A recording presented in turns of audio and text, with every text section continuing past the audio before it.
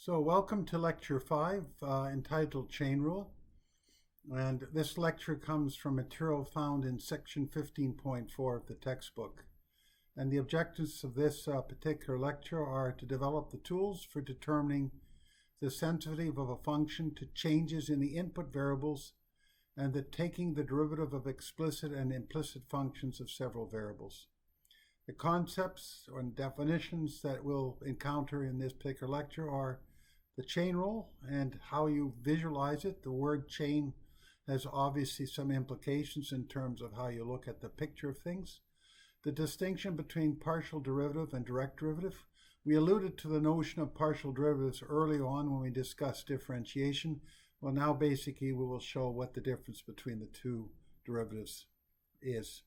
And finally, implicit differentiation, which just basically states that if you're given an implicit function, how do we determine, for example, dy dx if it's basically a problem of one variable where you are not able to actually write y as a function of x? Well, using implicit differentiation, we can do that. All right, as usual, the second slide is the outline. It is basically indicating what will be discussed in the lecture, so we'll just move on.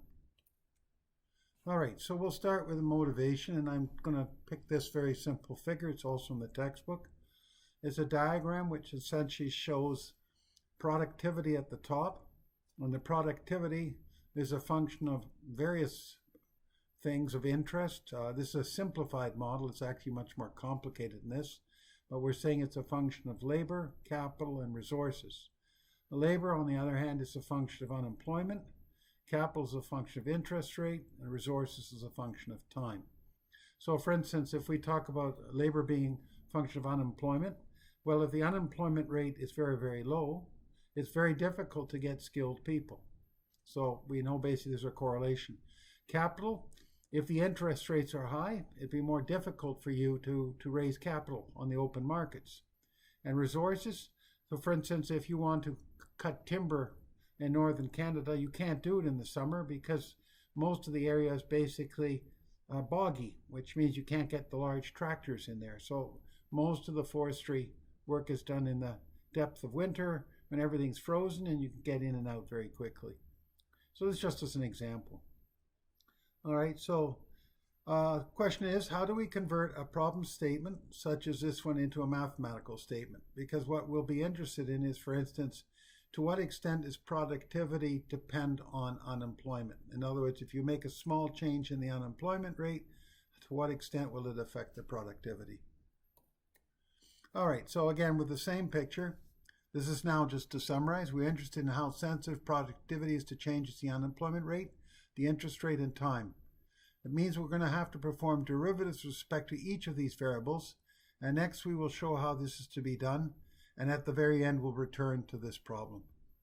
So if I want to try to represent this picture in a mathematical form, then I would say that the productivity P is a function of three variables: L, labor, K, capital, R, resources. But the labor is a function of unemployment rate. Capital is a function of interest rate, and the resource is a function of time. So this is more or less how I would write this picture in the form of a mathematical statement. All right, so we need a couple of theorems basically now to essentially show how to perform derivatives. So this first one is Theorem 15.7, chain rule, one independent variable. Basically let z be a differentiable function of x and y on its domain, where x and y are differentiable functions on t on interval I. Then if we want to know how z changes as a function of t, right, then dz by dt is equal to partial derivative of z with respect to x times the direct derivative dx dt plus partial z with respect to y plus direct derivative dy dt. All right, so that's basically what it states. How do we essentially get to the point where we can actually make such a statement? Well, we'll look at the picture below, and we also will look at basically what we started with, that is z is a function of x and y are a function of t. Now we can write this, or at least draw this out in the form of a diagram. And so, for instance, z would be at the head, which is what you see here, right? Then the arguments of f would be x here and y here. And then x basically, the arguments of x is t, so it's here, and y, t is here. Notice on the base that there are only t's here. All right, so when we take a derivative with respect to t, we would like to basically go from here to here. Then we have this branch to consider, and we have this branch to consider. Now, because there is a bifurcation or split in the branch, then going from here to here is a partial derivative, hence with the squiggly d. But going from here to here is a direct derivative. Why? Because there's nothing else down here. It's from here to here directly. Similarly, from here to here directly. So using this picture, we can write out the expression that's shown here. So dz by dt, which is top to bottom, partial dz x times dx dt. So that's one branch. Second branch plus dz dy partial dy dt. And again, the symbols for direct derivative and partial derivatives are shown here. All right, so let's try something else. Let's say you're given a function w, function of x, y, and z, and x, y, and z are functions of t. If I now were to draw this in the form of a picture, we call it a chain diagram. Then we would have w at the top. Next layer down would be x, y, and z. And the next layer down would be t. So x to t, y to t, and z to t. All right, so if we were to basically take the partial derivatives, take the derivative of w with respect to t, notice t is common to all at the bottom. So from going from here to the bottom, this will be a direct derivative. But we have three branches, so we're going to have three summations. This is partial because of a split. This is direct because it goes directly from x to t. So we have the multiplication of these two, the multiplication of these two, and the multiplication of these two all summed together. So we end up with this final result here. All right, let's look at a chain rule with two independent variables. So in this case, let z be a differentiable function of x and y in its domain, and x and y are differentiable functions of s and t. Then basically we have two variables to consider, s and t. dz ds partial equals dz dx partial dx ds partial plus dz dy partial dy dz partial. And similarly for dz by dt partial, we can expand it out in terms of two terms. So let's look at the diagram for basically these two pictures. They're essentially the same picture. I just sketched them out twice. So here, for instance, we would have z at the top. We have an x here. We have a y here. And we have x as a function of s and t, which means there's a bifurcation. And we have y as a function of s and t. So if we're going to take a derivative of z with respect to s, we have to go down this branch, and we have to go down to this branch, and we have to sum the results. So we have the multiplication of this times this, plus the multiplication of this times this. Now, because this is a bifurcation, this is a partial derivative. Because this is a bifurcation, this is also a partial derivative.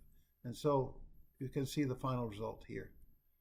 All right, the only difference between this and taking the partial with respect to t is you're going down a different branch.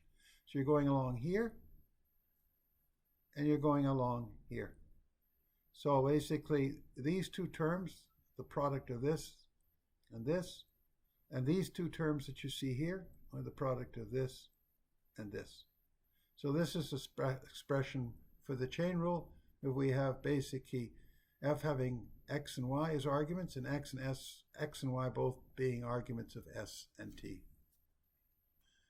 All right, some examples, some additional examples. Let's look at the function here. W is x, y, and z, function of three variables, but x, y, and z are functions of s and t.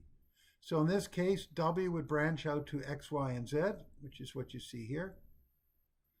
And then x and y and z all branch out to s and t. So that's why you see a branch here, st, st, and st. If I want to do w ds, then I have three branches to consider, from here to here, from here to here, and from here to here. For t, basically, I would be following this link chain, this link chain, and this link chain. Right, and so I can write these out then. I've shown them here, dw ds and dwt. Again, these will all be partials because x basically has to split. There's no common variable at the bottom. All right, let's take another example. Let's take, for instance, w as a function of z and x, z is a function of x, and x is a function of t, and y is a function of t. So in this case, basically, we have w going directly to z. There's only one variable. But z is a function of x, y, which means it splits. But x and y are functions of t. So that's just a direct here and a direct here. So going from here to the bottom, if we're interested in dw dt, is a direct derivative because it's the same, only t's at the base. Going from w to z is direct because there's no split. So this will be direct derivative. However, from here to here and from here to here, there's a split, a bifurcation. So this is a partial derivative and this is a partial derivative. So in this case, when we compute dw dt, you have two terms. You have this and this. This involves the multiplication of three entities. Going this way involves the multiplication of three entities. So that's basically what you see here, the two terms. This can be simplified by basically removing dw dz as a common factor, and you end up with this expression here. All right, so now we look at implicit differentiation for two variables, and then we'll extend it to multivariable, to more than two variables. So let's look here, for instance. We have z is equal to f as a function of x and y, but we're going to make y as a function of x. The reason being is we're going to be interested in computing dy dx, and so we would like to put in a form so that we can basically make use of the results after we perform the chain rule. Also, we'll make use of the fact that we're going to basically treat z to be a constant, which means we're dealing with a level curve. But that we do as a post-processing step. So the first thing we want to do is to compute basically by the chain rule, what is dz by dx? Okay, so I've got the diagram on the side here to show. This is x, this is y, this is a function of x. So this one goes from z to x and x to x. I just drawn this basically as a straight line. And then we go from z to y, and then from y to x. This is a split, so these are partials, dz dx, dzy. These are direct, so both of these will be direct derivatives. Now dx by dx is going to be 1, whereas this is dy dx. So we expand this out. Dz by dx, a direct derivative, is a partial df by dx, times dx dx, which is 1, plus df dy partial, dy dx. And because z is a constant, we've said it's a level curve. That means the derivative of this is 0, so we can set it to 0. So now that z is a constant, because the result is 0, we can basically take the equation and express it in terms of dy dx, and we end up basically with the expression that you see here. So we can use an implicit equation to actually compute the derivative of y with respect to x. So let's take an example. F of xy is sine xy plus pi y squared minus x equals 0. This is an implicit form, and you want to compute dy dx. So what we need is the partial of f with respect to x, partial of f with respect to y, which is here. We need to divide the two and multiply by -1. So this is f partial x. I took the derivative with respect to x of the original function from here. This is the derivative of this function with respect to y. This is the ratio of the two multiplied by -1, and this is dy dx. All right, now let's extend this to more than two variables. So let's say w is equal to x, y, but z is a function of x and y. If we choose w to be constant, then what we are graphing is a level surface. But we're going to apply the chain rule first, so basically just treat w as a variable, right? So we can draw a link diagram for this one as we did in the previous case. We've got three variables, so this is going to be three branches, x, y, and z. So x and y basically, z basically goes to x and y. So z goes to x and z goes to y. So this is more or less the chain diagram for this. And we're interested in computing dz dx and dz dy. All right. Now, because you have a split here, it means that these are going to be partial derivatives. Because you have a split here, these are also partial derivatives. So we end up basically with three partials, two partials, and essentially everything in here is partial. So we take dwx, which is df partial x times 1 plus dfz dz dx. And because z is a constant, it's a level surface, it's equal to 0. So we can express dz by dx in terms of dfx and dfz. So that's basically what you see here. Similarly for dw dy, partial, right? We can write this out by the chain rule to look like this. The resultant is 0 because w is a constant. Rearranging, we can express dzy in terms of f partial y, f partial z with a minus sign. So let's work out an example. Given the equation, this one here, compute dzx and dzy. So we take the partial derivative of this function with respect to x, which is what I've done here. I take the partial derivative of this function with respect to y, which is what I've done here. And I take the partial derivative of this function with respect to z, which is what I've done here. So dz dx is just the ratio multiplied by -1, the final result. dz partial dy is the ratio, -1, and this is the final result. All right, so let's do an example using implicit differentiation. So it's a fluid flow example. And we're given a domain, which is basically a square box. It's from 0 to 1 along the x direction and from 0 to 1 along the y direction. And we're going to let this vector s represent a velocity field. But the velocity field depends on the coordinates. In other words, at any given point here, which will be designated as some x and y, right, we will find that the s vector has an x component, a hat component, and a y hat component. So it'll be pointing in some direction. Move to a different location, the vector is pointing in a different direction. If you take the heads of the vectors and connect them to the adjacent tails, we basically form these flow lines. They're actually little vectors on top of these, essentially showing the direction of flow. In this example, we've chosen u of xy to have this functional form and vxy to have this functional form. This is just an example. So the question is, determine how the magnitude of s, which equals s, we're going to call it s, varies with changes in x and y, which means we want to compute ds by dx and ds by dy. These will turn out to be actual partial derivatives. I've already indicated them as such. So the first thing is to determine what is the magnitude of s given you're given the vector s. So the magnitude of this is just the square of the x component plus the square of the y component square root. So this would be an explicit form, the magnitude of the velocity. On the other hand, in implicit form, we can write this differently. We can square this, so this becomes s squared equals u squared plus v squared. Bring u squared and v squared to the other side, and therefore on the right-hand side we get 0. So this is the implicit form of basically the magnitude of the velocity, which is going to be s. So we're going to use the chain rule to determine dsx and dsy. Again, direct derivative, partial derivative. So I've drawn basically the chain rule here. We have s as a function of u and v are functions of x and y. So if I want ds by dx, then I would have to basically go down this chain, add it to this chain. Okay, so this is basically what we're seeing here. If I want ds by dy, then I'm going down this chain link, and I'm going down this chain link here. So, so that's the first step. So I've got my derivatives. Here they are, the partials.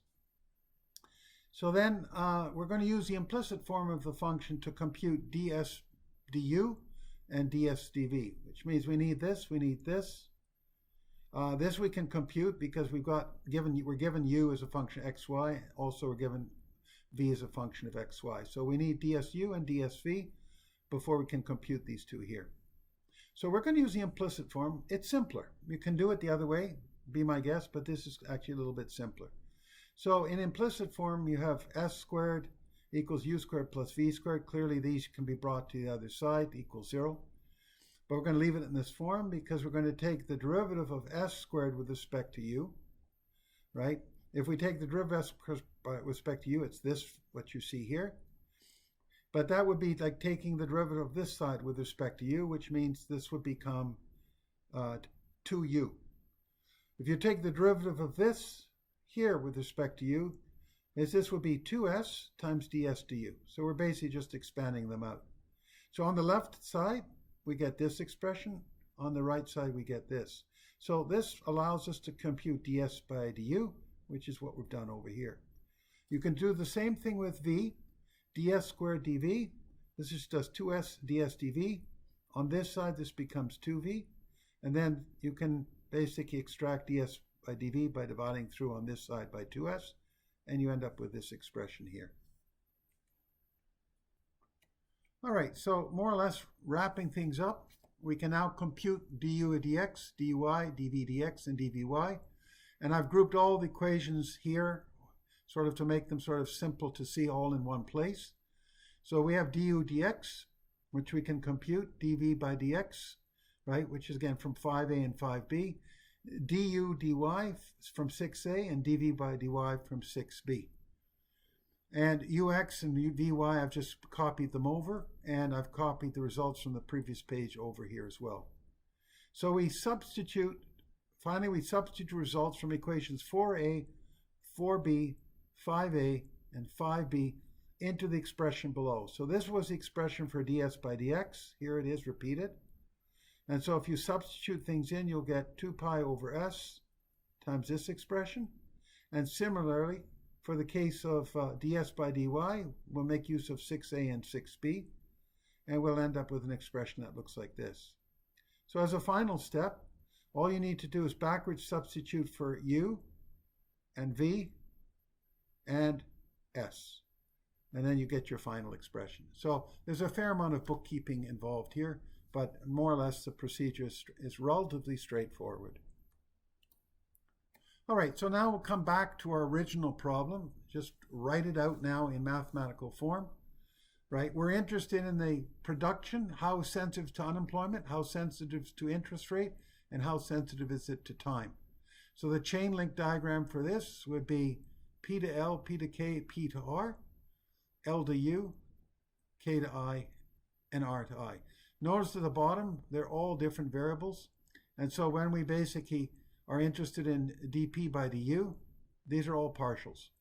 dp di, all partials. Partial here, partial here. This is a direct link, so this is a direct derivative. This is a direct link, this is a direct derivative, and this is a direct link, so this is a direct derivative. So we can write it out, and here basically is how we would compute how productivity changes the function of unemployment rate. Productivity is a function of interest rate, and productivity is a function of time. So that concludes this lecture. That is lecture 5. Thank you for watching.